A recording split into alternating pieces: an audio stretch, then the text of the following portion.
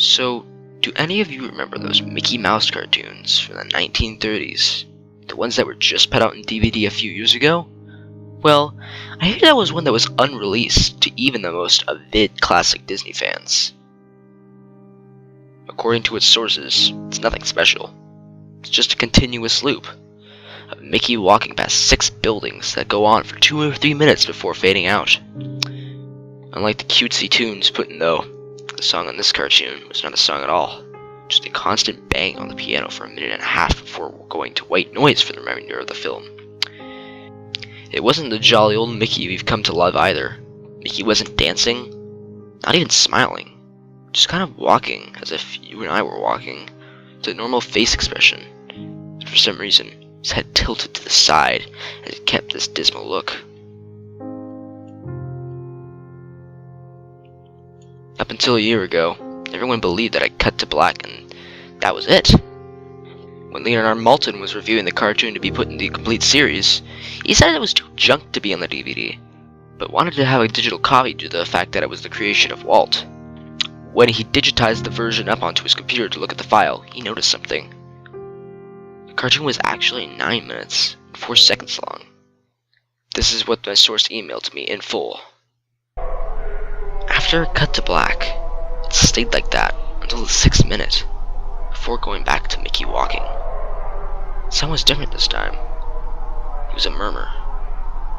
It wasn't a language, but more like a gurgled cry. As noise got more indistinguishable and loud over the next minute, the picture began to get weird. The sidewalk started to go in a direction that seemed impossible based on the physics of Mickey walking.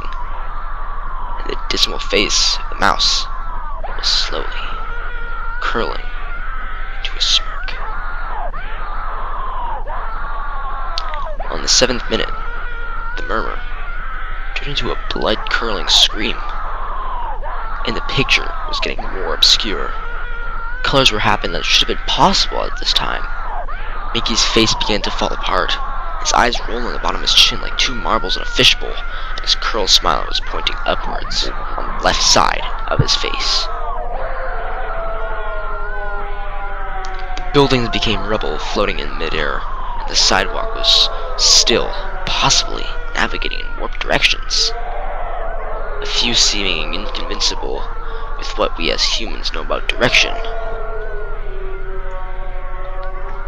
Mr. Maltin got disturbed and left the room, sending an employee to finish the video and take notes of everything happening up until the last second, and afterward immediately stored the disc of the cartoon into a vault.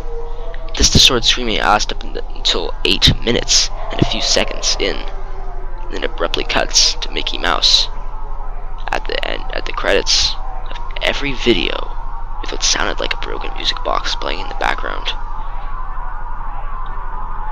This happened for about 30 seconds, and for whatever was raining in that 30 seconds, I haven't been able to get a sliver of information about.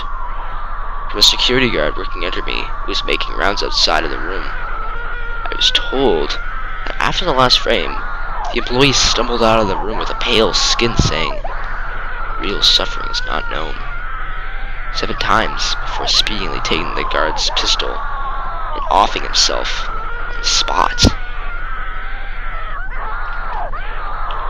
The thing I could get out of Leonard Maltin was that in the last frame was a piece of Russian text that roughly said, "The sights of hell bring its viewers back in." As far as I know, no one else has seen it, but there have been dozens of attempts of getting the file on rapid share by employees inside the studios, all of whom have been promptly terminated from their job. Whether they got online or it's not up for debate,